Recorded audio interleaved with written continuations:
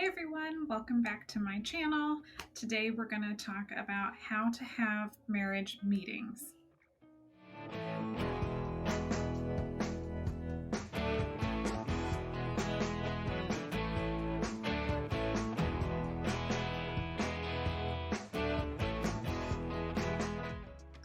So first let's talk about why you should have a marriage meeting. So it's really important that you and your partner stay on the same page in your marriage. You don't want it to get to the point where you sort of have lost touch with each other and you don't know what the other person is thinking or feeling. This helps you guys stay on the same page regarding a lot of different topics. It's also a nice way to have like a time and a place to talk about things that maybe would be difficult conversations to have, like how's our sex life going? Some people, that's a really easy conversation to have. Other people, that is a very difficult conversation that's very hard to have. So this is a dedicated time where we can check in about those sorts of topics. Another topic that would be in that category would be money.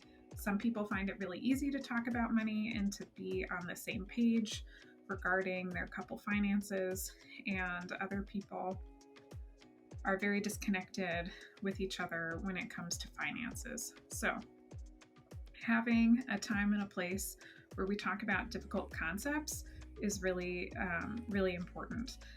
I think it also helps with helping you enjoy your quality time more.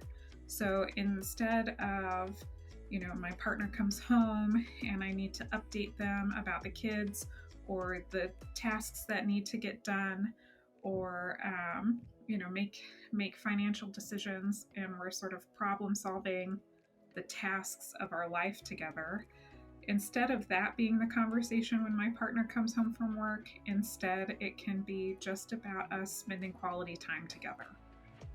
And so having a marriage meeting where I cover different topics with my partner that need to get covered allows me to actually have quality and time with my partner and enjoy that quality time with my partner. Okay, so how often should you have a marriage meeting?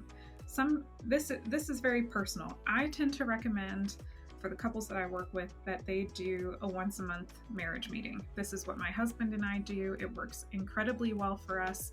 I think it is actually one of the top things that we do that helps our relationship function really well. So for us, we tend to carve out either a morning or an afternoon on a Saturday or a Sunday to cover all of these topics, and we do it once a month. And on a day where there's not that much to talk about, it might take us an hour and a half, 2 hours. On a day that there just is a lot to talk about, it might take 3 or 4 hours. So, like for example, when we did these when we first started dating, and then when it came time to plan the wedding and plan the honeymoon, there was always so much to talk about. And so those meetings allowed us to get on the same page with our planning and what needed to happen for those big life events, and then they just take longer then. Some people prefer to do weekly check-in meetings, and that is certainly an option as well. You could take the different topics that we cover and that I recommend covering in your marriage meetings and sort of dividing them. So maybe you cover 2 topics this week, and the next week you cover these 2 topics. And that's certainly a fine way to do it as well. I think what's more important is that you guys are making sure there is time set aside for you to cover these relationship topics. I've also heard of some couples doing it quarterly. So if that ends up working better for you, that's certainly fine as well. Okay, so let's switch now to what topics should you and your partner be covering in your marriage meetings. And so these are the ones that I tend to recommend. So quality time would be the first one. How do we feel like the frequency of our quality time is going, as well as how do we feel like the actual quality of our quality time is going. So for example, if we're just If all of our quality time is just watching Netflix, that might get old. And so that might be something that we could talk about, or we could then plan like day trips or vacations or something that we want to do for our quality time. So checking in about quality time, checking in about health and wellness. So what are my health goals, or do I have updates for you about my health or my family's health? Like if something was going on with my parents, then I could share that there, or I could share that in a different category, number 3, which would be family updates and discussions around family.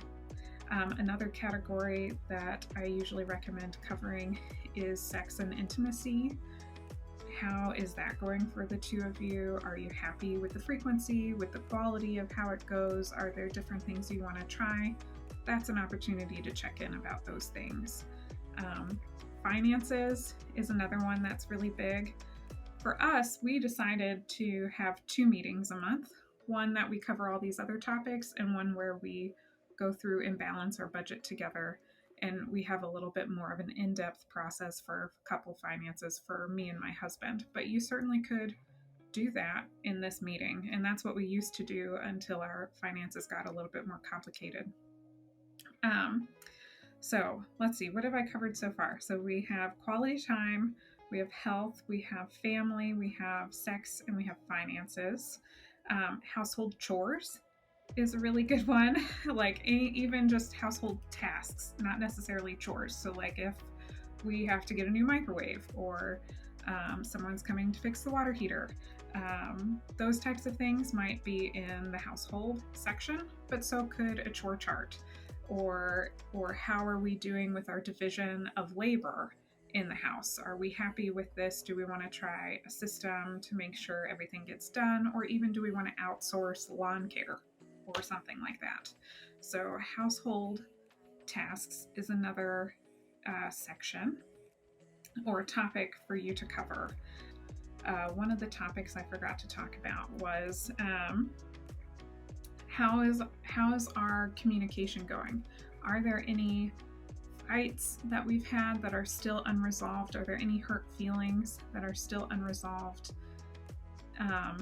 Or any needed discussions that we need to have to sort through together? That is a category I would definitely add in a marriage meeting. So make sure to cover that as well. I also always have just like a miscellaneous category. So that way, if it's something that hadn't been covered, then it can get covered. So like for us, when we were doing our wedding planning went in the miscellaneous category. And there were things that we were checking in on regularly about that. And then at the end of the marriage meeting, we come up with our to-do list or our goals for our next marriage meeting that we're going to have. And we divide those between the two of us. So my husband will take some of them and I'll take some of them, and we'll work on those together until we come around to the next marriage meeting.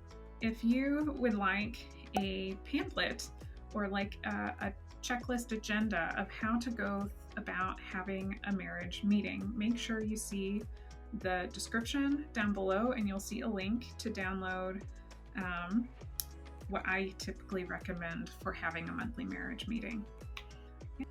Make sure to like and subscribe so that way you get all of the future YouTube videos. All right, have a great day.